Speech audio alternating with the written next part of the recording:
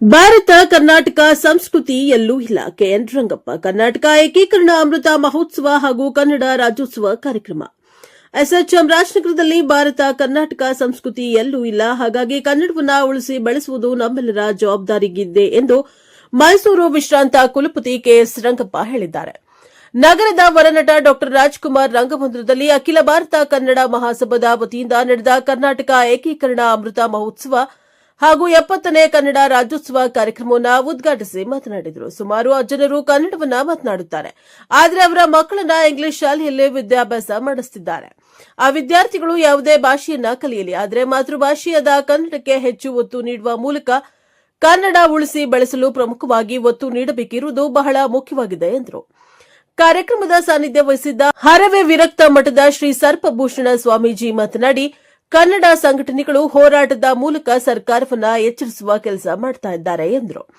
ಕರ್ನಾಟಕ ಏಕೀಕರಣ ಪ್ರಶಸ್ತಿ ಸ್ವೀಕರಿಸಿದ ಕರ್ನಾಟಕ ರಕ್ಷಣಾ ವೇದಿಕೆ ರಾಜ್ಯಾಧ್ಯಕ್ಷ ಪ್ರವೀಣ್ ಕುಮಾರ್ ಶೆಟ್ಟಿ ಮಾತನಾಡಿ, ಅಖಿಲ ಕರ್ನಾಟಕ ಕನ್ನಡ ಮಹಾಸಭಾ ತಮ್ಮ ಕನ್ನಡ ಸೇವೆಯನ್ನ ಗುರುತಿಸಿ ಪ್ರಶಸ್ತಿ ಕೊಡುವ ಮೂಲಕ ಮತ್ತಷ್ಟು ಕನ್ನಡ ಪರ ಹೋರಾಟ ಮಾಡುವ ಜವಾಬ್ದಾರಿಯನ್ನ ಹೆಚ್ಚಿಸಿದೆ. ವಾಟಾಳ್ ನಾಗರಾಜ್ ಕನ್ನಡದ ಅಗ್ರಗಣ್ಯರು, ಕನ್ನಡ ಹೋರಾಟ ಸತ್ಯ, ನ್ಯಾಯ, ಧರ್ಮದ ಹೋರಾಟವಾಗಿದೆ ಎಂದರು. ಕರ್ನಾಟಕ ಏಕೀಕರಣ ಪ್ರಶಸ್ತಿ ಪ್ರದಾನವನ್ನ ರಕ್ಷಣಾ ವೇದಿಕೆ ರಾಜ್ಯಾಧ್ಯಕ್ಷ ಪ್ರವೀಣ್ ಕುಮಾರ್ ಶೆಟ್ಟಿ ಅವರಿಗೆ ಕರ್ನಾಟಕ ಏಕೀಕರಣ ಪ್ರಶಸ್ತಿ ಪ್ರದಾನ ಮಾಡಲಾಯಿತು. ಇನ್ನು ಅಧ್ಯಕ್ಷತೆ ವಹಿಸಿದ್ದ ಮಾಜಿ ಶಾಸಕ ಜಿಎನ್ ನಂಜುಂಡಸ್ವಾಮಿ ಮಾತನಾಡಿ, ಚಾಮರಾಜನಗರ ಗಡಿನಾಡು ಜಿಲ್ಲೆಯಾಗಿದ್ದು ಆವಾಗ ಪೆಟ್ಟು ಬೀಳುತ್ತದೆ. ಕರ್ನಾಟಕದ ಹಿರಿಮೆ ಗರಿಮೆಯನ್ನ ಸಾರಬೇಕಿದೆ ಎಂದರು.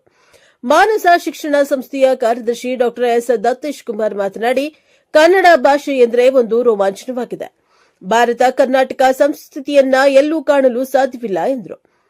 ಅಖಿಲ ಕರ್ನಾಟಕ ಕನ್ನಡ ಮಹಾಸಭಾದ ರಾಜ್ಯಾಧ್ಯಕ್ಷ ಚಾರಂ ಶ್ರೀನಿವಾಸ ಗೌಡ ಪ್ರಾಸ್ತಾವಿಕವಾಗಿ ಮಾತನಾಡಿದರು. ರಾಜ್ಯದ ಯಾವುದೇ ಮೂಲೆಯಲ್ಲಿ ಕನ್ನಡಕ್ಕೆ ಧಕ್ಕೆಯಾದರೆ ಮೊಟ್ಟಮೊದಲ ಹೋರಾಟ ಮಾಡುವುದು ಎಂದರು.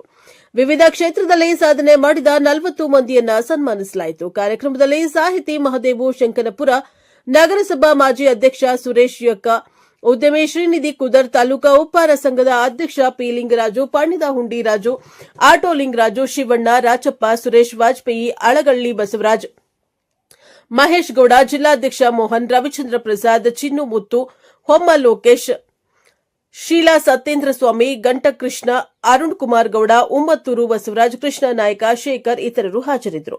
ಬ್ಯೂರೋ ರಿಪೋರ್ಟ್ ಹೊಮ್ಮ ನಂಜುಂಡ ನಾಯಕ, ಎನ್ಕೆಎಸ್ ಟಿವಿ 4 ಚಾಮರಾಜನಗರ. ಇವತ್ತು ಈ ಕಾರ್ಯಕ್ರಮಕ್ಕೆ ಬರಬೇಕು ಹೇಳಿ ನನ್ನನ್ನು ಬರಮಾಡಿಕೊಂಡಿದ್ದಾರೆ. ಈ ಅಖಿಲ ಕರ್ನಾಟಕ ಕನ್ನಡ ಮಹಾಸಭೆಯ ಎಲ್ಲ ಪದಾಧಿಕಾರಿಗಳಿಗೆ ನನ್ನ ಧನ್ಯವಾದಗಳನ್ನು ಅರ್ಪಿಸಲಿಕ್ಕೆ ಬಯಸ್ತೇನೆ. ಇವತ್ತು ಕರ್ನಾಟಕ ಏಕೀಕರಣ ಅಮೃತ ಮಹೋತ್ಸವ ಹಾಗೂ 70ನೇ ಕನ್ನಡ ರಾಜ್ಯೋತ್ಸವ ಎಲ್ಲರೂ ಕೂಡ ಕಾರ್ಯಕ್ರಮಗಳನ್ನು ಬಹಳ ಸಂತಸದಿಂದ ಉದ್ಘಾಟನೆ ಮಾಡಿದ್ದೇನೆ ಅಂತ ಹೇಳಿ ಬಯಸ್ತೇನೆ.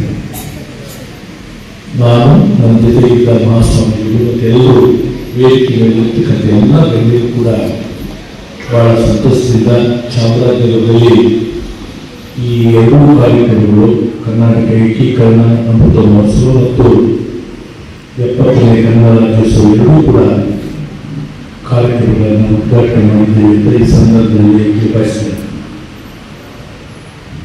ಶ್ರೀನಿವಾಸವರು ಭಾಷಣ ಕೇಳ್ತಾ ಇದ್ದೆ.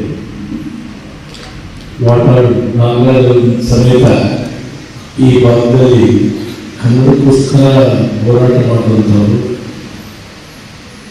ಗಡಿ ದೇಶದಲ್ಲಿ ಇಟ್ಕೊಂಡು ಇಂಥ ಎಲ್ಲರೂ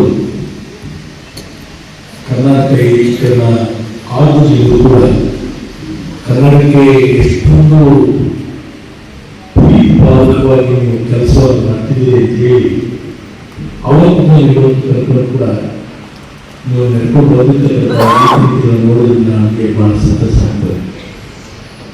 ಕನ್ನಡಿಗರ ಹೃದಯದಲ್ಲಿ ಆಳವಾಗಿ ಬೇರಿರ್ತಕ್ಕಂಥದ್ದು ಇದೊಂದು ಗೌರವದ ದಿನ ಅಂತ ನಾನು ಅನ್ಕೊಂಡಿದ್ದೇನೆ. ಈ ದಿನ ನಮ್ಮ ನಾಡಿನ ಆತ್ಮ, ನಮ್ಮ ಭಾಷೆಯ ಶಕ್ತಿ ಮತ್ತು ಸಂಸ್ಕೃತಿಯ ಅಸ್ತಿತ್ವವನ್ನು ನೆನಪಿಸುವ ದಿನ ಅಂತ ನಾನು ಅಂದ್ಕೊಂಡಿದ್ದೇನೆ. 1950 ನವೆಂಬರ್ 1 ಕನ್ನಡ ಮಾತಾಡುವ ಎಲ್ಲ ಪ್ರದೇಶಗಳನ್ನ ಒಂದಾಗಿ ಸೇರಿಸಿ ಮೈಸೂರು ರಾಜ್ಯದ ರೂಪ ನೀಡಿದ್ದಾರೆ. ಹಾಗಾಗಿ ನಂತರ 1973ರಲ್ಲಿ ಕರ್ನಾಟಕ ಎಂಬ ಹೆಸರನ್ನ ಹೊಸ ಗೂಡು ಪಡೆದು ನಮ್ಮ ನಾಡು ಇವತ್ತು ಜ್ಞಾನ, ತಂತ್ರಜ್ಞಾನ, ಸಂಸ್ಕೃತಿ, ಸಹಬಾಳ್ವೆ ನನಗಾಗಿ ವಿಶ್ವದಲ್ಲೇ ಖ್ಯಾತಿ ಗಳಿಸಿರ್ತಕ್ಕಂಥ ಈ ನಾಡು ಕರ್ನಾಟಕ.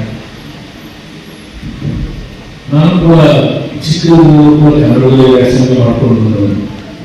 ಕನ್ನಡ ಬಹಳ ಪ್ರಿಯ.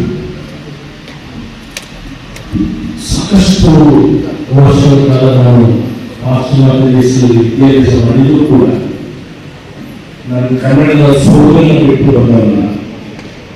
ನಾನೇ ಕನ್ನಡ ಮಾತಾಡೋರನ್ನ ಪ್ರತಿ ದೇಶದಲ್ಲೂ ಕೂಡ ಒಂದಾಗಿ ಸೇರಿಸಿಕೊಂಡು ನಾವು ಓದ್ಕೊಂಡು ಹೋಗುತ್ತ ನಾವು ಕನ್ನಡಕ್ಕೋಸ್ಕರ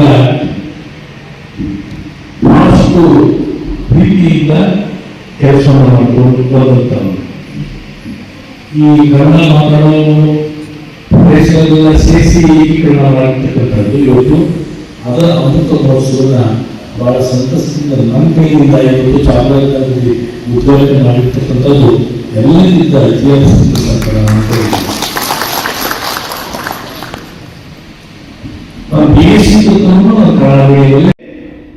ಕನ್ನಡ ಹಿಡಿದುಕೊಂಡು ಕನ್ನಡಕ್ಕೆ ಅಭಿವೃದ್ಧಿ ಪರವಾಗಿ ಕೆಲಸ ಮಾಡತಕ್ಕಂಥ ಒಬ್ಬ ಪ್ರಜಾಪ್ರಭುತ್ವದ ಹಾದಿಯಲ್ಲಿ ಕೆಲಸ ಮಾಡಿದಂತ ಒಬ್ಬ ಮಹಾರಾಜ. ಎಲ್ಲ ಧರ್ಮಗಳನ್ನು ಕೂಡ ಪ್ರೀತಿಸಿಕೊಂಡು ಕೆಲಸ ಮಾಡ್ತಾ ಇದ್ದ. ಹಾಗಾಗಿ ಟಿಪ್ಪು 5ನೇ ಮೈಸೂರಿನ ಮಹಾಯುದ್ಧದಲ್ಲಿ 3 ಯುದ್ಧಗಳಲ್ಲಿ ಟಿಪ್ಪುನ ಸೋಲಿಸಕ್ಕಾಗಲಿಲ್ಲ ಯಾರಿಗೆ ಬ್ರಿಟಿಷರಿಗೆ. ಹಾಗಾಗಿ ಏನಾದರೂ ಮಾಡಿ ಇವನ್ನ ಸೋಲಿಸಲೇಬೇಕಲ್ಲ ಅಂತ ಹೇಳಿ ನಮ್ಗೆ ಯಾವಾಗ ನಮ್ಮ ದೇಶದವ್ರು ನಮ್ಮ ಬುದ್ಧಿ ನಿಮಗೆಲ್ಲ ಗೊತ್ತೇ ಇದೆಯಲ್ಲ, ಒಬ್ಬರು ಕೈಗಳಲ್ಲಿ ಇನ್ನೊಬ್ರು ಕೈಕಾಲು ಕಟ್ಟೋದು, ಅವನಿಗೆ ಸಂಚಲನವನ್ನು ಬದಲು ಮಾಡೋದು. ಈ ತರ ನಮ್ಮ ದೇಶದ ಬುದ್ಧಿ ಇನ್ನೂ ನಮಗೆ ಸ್ವಾಭಿಮಾನದ ಭಾವನೆಗಳೆಲ್ಲ ನಮ್ಗೆ ಬಂದಿಲ್ಲ. ದಯಮಾಡಿ ನೀವೆಲ್ಲರೂ ಕೂಡ ಏಕೀಕರಣದ ಈ ಒಂದು ಕಾರ್ಯಕ್ರಮದಲ್ಲಿ ಆದರೂ ಮುಂದಾದರೂ ಸ್ವಾಭಿಮಾನದ ಮಹತ್ವದಲ್ಲಿ ನಾವೆಲ್ಲರೂ ಕೂಡ ಹೋಗ್ಬೇಕಾಗಿದೆ. ಏನು ಇವತ್ತು ಹೈದರಾಬಾದ್ ಕರ್ನಾಟಕ ಇದೆ, ಕಲ್ಯಾಣ ಕರ್ನಾಟಕ, ಅಲ್ಲಿ ಹೈದರಾಬಾದಿನ ನಿಜಾಮರ ಸೈನ್ಯ, ಮಹಾರಾಷ್ಟ್ರ ಪ್ರಾಂತ್ಯ, ಅಲ್ಲಿ ಮಹಾರಾಷ್ಟ್ರದ ಏನು ಮರಾಠರು ಮತ್ತು ಪೇಶ್ವೆಗಳನ್ನ ಜೋಡಿಸುವುದು ಹೈದರಾಬಾದ್ ಮೇಲೆ ಇದ್ದ. ಈ ಕಡೆ ಮಂಗಳೂರು ಮತ್ತು ಇತರ ಪ್ರಾಂತ್ಯಗಳಿಂದ ಅಲ್ಲಿ ಒಂದು ಇನ್ನೊಂದು ಗುಂಪನ್ನು ಕಟ್ಕೊಂಡು ಬಂದು 3 ತಂಡಗಳನ್ನು ರಚನೆ ಮಾಡಿಕೊಂಡು ಸ್ವತಃ ಇಂಗ್ಲಿಷ್ನವರು ಮೈಸೂರಿನ ಮಹಾರಾಜ ಟಿಪ್ಪು ಮೇಲೆ ಯುದ್ಧ ಮಾಡ್ತಾರೆ. ಆ 4ನೇ ದಿನದಲ್ಲಿ ಟಿಪ್ಪು ಹತ್ಯೆ ಆಗ್ತಾರೆ. ಟಿಪ್ಪು ಹತ್ಯೆ ಆದ್ಮೇಲೆ ಇವನ್ನೆಲ್ಲ ಕರ್ಕೊಂಡು ಬಂದಿರಲ್ಲ, ಅವ್ರಿಗೇನಾದ್ರು ಒಂದು ಕೊಡ್ಬೇಕಲ್ಲ, ಸಮಾಧಾನ ಮಾಡಕ್ಕೆ. ಹಿಂದೆ ಅದೆಲ್ಲ ಅಲ್ಲೇ ಪ್ರಮಾಣ ಅಂತ ಹೇಳ್ತಾರಲ್ಲ, ಇವತ್ತು ಅಲ್ಲೇ ಎಲ್ಲ ಅದು ನಮ್ಮ ಕೈಗಾರಿಕಾ ವಲಯದಲ್ಲಿ ಸುಮಾರು 19 ಗಡಿಸಿಲುಗಳಿದೆ. ಆ ಗಡಿಸಿಲುಗಳ ಪ್ರೀತಿ ತಮಿಳುನಾಡಿನ ಒಂದು ಒಳ್ಳೆ ಸುಶೀಲತೆ ಮತ್ತು ತುಂಬಾ ಚೆನ್ನಾಗಿದೆ ಅಂತಂದ್ರೆ ಅದು ಚಾಮರಾಜನಗರ ಜಿಲ್ಲೆಯಲ್ಲಿ ಮಾತ್ರ ಸಾಧ್ಯ. ಬೇರೆ ಯಾವುದೇ ಜಿಲ್ಲೆಯಲ್ಲೂ ಕಾರಣ ಇಷ್ಟೊಂದು ಗಡಿ ಮಾರ್ಗದಲ್ಲಿ ಬೆಳವಣಿಗೆ ಆಗಿಲ್ಲ. ಮತ್ತು ನಮಗೆ ದೊಡ್ಡ ಮಟ್ಟದ ಕೆಲಸ ಅಂತ ನಾವು ಹೇಳ್ಕೊಳ್ಬೇಕಾಗ್ತದೆ. ಇವತ್ತು ಚಾಮರಾಜನಗರ ಅಂತಂದ್ರೆ ಮಾತನಾಡೋದು ಚಾಮರಾಜನಗರ ಅಂತಂದ್ರೆ ನಮ್ಮ ರಾಜ್ಯದ ಗಡಿ ಭಾಗವಾಗಿದ್ರು ಸಹ ಒಂದು ಪ್ರಾಕೃತಿಕ ಒಂದು ದೊಡ್ಡ ಶಕ್ತಿಯನ್ನು ಹೊಂದಿರೋದು. ಕಾಡಿರ್ಬೋದು, ನೆಲ ಇರ್ಬೋದು, ನೀರಿರ್ಬೋದು, ಎಲ್ಲವನ್ನು ನೋಡಿದಾಗ ಇವತ್ತು ಚಾಮರಾಜನಗರ ಜಿಲ್ಲೆ ವಿಶೇಷವಾಗಿರ್ಬೋದು. ಹಾಗೆ ನಮ್ಮ ರಾಷ್ಟ್ರ ಮಟ್ಟದ ಒಂದು ಶುದ್ಧ ಗಾಳಿ ಸಿಗುವಂಥದ್ದು ಯಾವುದಾದ್ರೂ ಒಂದು ಚಾಮರಾಜನಗರ ಅಂತ ಹೇಳ್ಕೊಳ್ತೇವೆ. ಆದರೆ ಏನಾದರೂ ಇವತ್ತು ನಮ್ಮ ರಾಜ್ಯದಲ್ಲಿ ಏನಾದರೂ ಒಂದು ಕನ್ನಡ ನಾಡುಗಳಿಗೆ ಏನಾದರೂ ಆಗುತ್ತೆ ಅಂದ್ರೆ ಅದು ಒಂದು ಚಾಮರಾಜನಗರ ಅಂತ ನಾವು ಸಾಕಷ್ಟು ಸಾರಿ ಹೇಳಿದ್ದೇವೆ. ವಿಶೇಷವಾಗಿ ಅವತ್ತು ಅದನ್ನು ಮಾತನಾಡಬೇಕು. ಕಾವೇರಿ ಆ ನೀರಿನ ವಿಚಾರ ಬಂದಾಗ ಸುಮಾರು 195 ದಿನ ಅಂದ್ರೆ ಅದು ವಿಶೇಷವಾಗಿ ಅಂದ್ರೆ ಒಂದಿನ ಆ ಚೆರಿಗೆ ಇಟ್ಕೊಂಡು, ಬೀನ್ಗೆ ಇಟ್ಕೊಂಡು, ಒಂದಿನ ತರಕಾರಿಗಳು ಇಟ್ಕೊಂಡು, ಒಂದಿನ ಸೊಪ್ಪನ್ನು ಇಟ್ಕೊಂಡು, ಅಂದ್ರೆ ವಿವಿಧ ರೀತಿಯಲ್ಲಿ ಸಂಘಟನೆಗಳು ಅವತ್ತು ಸರ್ಕಾರದ ಗಮನ ತರುವಂಥದ್ದು ಹೆಚ್ಚಿಸುವಂತ ಕೆಲಸ ಮಾಡಿದ್ರೆ ಅದು ಚಾಮರಾಜನಗರ ಅಂತ ಒಂದು ಹೆಮ್ಮೆಯಿಂದ ಹೇಳ್ಕೊಳ್ಬೇಕಾಗ್ತದೆ. ಇವತ್ತು ಚಾಮರಾಜನಗರ ಒಂದು ಜನಪದ